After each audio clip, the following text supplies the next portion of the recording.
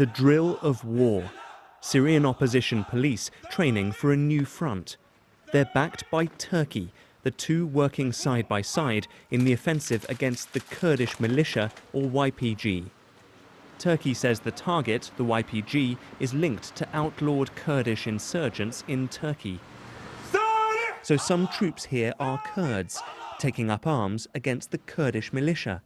This commander denies he's betraying his people. I'm taking part in this offensive not to fight the Kurds, but to save them from the terrorism of the YPG.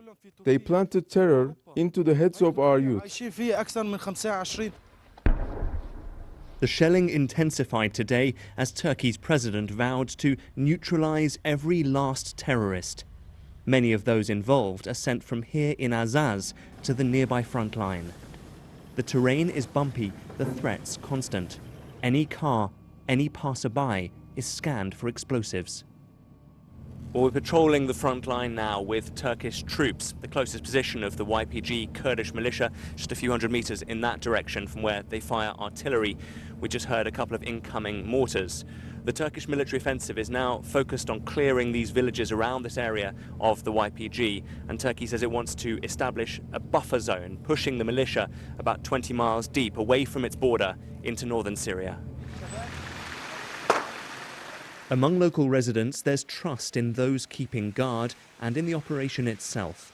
The Kurdish militia stole our villages, killed our young people and displaced us Arabs, says this refugee. God should bless the military offensive. But YPG resistance is fierce. They're armed by the US, which says the offensive distracts from fighting the Islamic State group.